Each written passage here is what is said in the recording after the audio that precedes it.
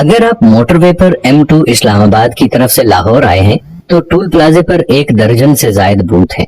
ہر both میں ایک محتاط اندازے کے مطابق 1 منٹ میں 6 گاڑیاں گزرتی ہیں اور یہی ایک بوتھ 1 گھنٹے میں 360 گاڑیوں کی گزرگاہ ہے. اسی طرح 12 عدد بوتھ سے 4320 گاڑیاں 1 گھنٹے میں گزرتی ہیں اور 24 گھنٹوں میں تقریباً 1,03,680 گاڑیاں گزرتی ہیں. اسلام آباد سے لاہور تک ایک کار کا ٹیکس 1,000 روپیہ ہے اور اسی طرح بڑی گاڑیوں کا 4-5 ہزار تک ٹیکس چلا جاتا ہے. ہم اگر ایوریج ایک گاڑی کا ٹیکس صرف 1,000 روپیہ بھی لگائیں تو اس حساب سے 24 گھنٹوں کے اندر یہ پلازا کم از کم 10.5 کروڑ روپے جنریٹ کرتا ہے. اس طرح ملک بھر کے موٹر وے اور ہائی ویز پر ان ٹول پلازوں کی تعداد گن لیں اور پھر ان کو کروڑوں سے ضرب دیں تو صرف ٹول ٹیکس کی مد میں روزانہ کے حساب سے اربوں روپے حکومت کے خزانے میں جمع ہو رہے ہیں. آپ جس گاڑی میں سفر کر رہے ہیں اس میں پیٹرول کی مد میں کم از کم 1 لیٹر پر 50 روپے ٹیکس کاٹا جا رہا ہے. آپ حساب کریں کہ روزانہ لاکھوں گیلن کے حساب سے جو پیٹرول ڈیزل کنزیوم ہو رہا ہے اس کا ٹیکس بھی روزانہ اربوں روپے کے حساب سے حکومت کے خزانے میں جا رہا ہے. آپ جس گاڑی میں سفر کر رہے ہیں اس کو جب خریدا جاتا ہے تو جتنی گاڑی کی قیمت ہوتی ہے اتنا ہی اس پر سیلز ٹیکس اور کسٹم ڈیوٹی بھرنی پڑتی ہے. آپ جس گاڑی کو اپنے پاس رکھتے ہیں اس کی سالانہ ایکسائز ڈیوٹی بھی اربوں روپے میں جمع ہوتی ہے. آپ کی بجلی کا بل بھی اگر 10,000 روپے ہے تو اصل بجلی کی قیمت 3,000 نکال کر بقایا 7,000 روپے ٹیکس ہے جو ماہانہ ہر کنزیومر سے کاٹا جاتا ہے اور اربوں روپیہ خزانے میں جمع ہوتا ہے. اسی طرح گیس کے بل پر بھی اسی شرح سے ٹیکس لگ رہا ہے اور خزانے میں جمع ہو رہا ہے. آپ ایک میڈیکل سٹور سے 300 روپے کی دوائی خرید رہے ہیں.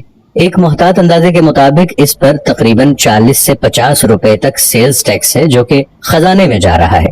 آپ ہوٹل میں کھانا کھا رہے ہیں اور آپ کا 5,000 بل آ گیا تو اس پر تقریباً 500 کے قریب آپ سے ٹیکس کاٹا جائے گا.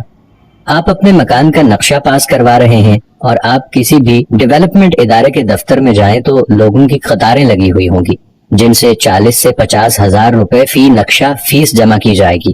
یہ بھی خزانے میں جمع ہوتا ہے. آپ جس گھر میں رہتے ہیں اس گھر کا سالانہ ٹیکس آپ نے خزانے میں الگ سے جمع کرانا ہوگا.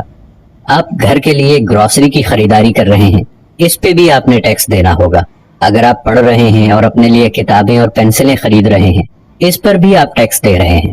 آپ کسی سیاحتی ٹور پر جا رہے ہیں تو کئی جگہوں پر ناکے لگے ہوئے ہوتے ہیں اور TMA کے نام سے آپ پر ٹیکس لیا جا رہا ہوتا ہے. آپ بینک میں پیسے جمع کرواتے ہیں یا نکالتے ہیں اس پر بھی آپ نے ٹیکس دینا ہوگا.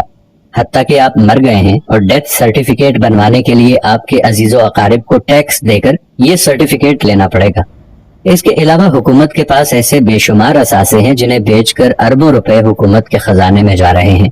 جیسا کہ حال ہی میں اسلام آباد کے بلو ایریا میں CDA نے اپنے چند کنال کا پلاٹ 8 ارب روپے میں بیچ دیا. یہ نہ پہلا پلاٹ تھا اور نہ ہی آخری پلاٹ ہے.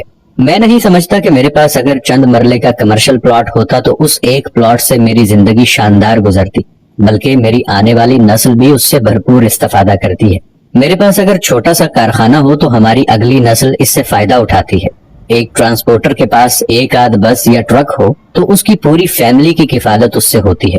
مگر سوال یہ ہے کہ جس ملک میں اربوں خربوں کے ٹیکس روزانہ کی بنیاد میں اکٹھے ہو رہے ہیں وہ کیوں مفلوق الحال ہے اور دنیا کے سامنے ہاتھ پھیلا رہا ہے؟ اب تو حکمرانوں سے حساب کرنا ہوگا اور ہر شہری نے اٹھنا ہوگا. سیاسی جماعتیں بے شک کچھ بھی نہ کریں مگر ہم نے اس ملک کو بچانا ہے اور اپنے ملک کے لیے ہم ہی نے سوچنا ہے.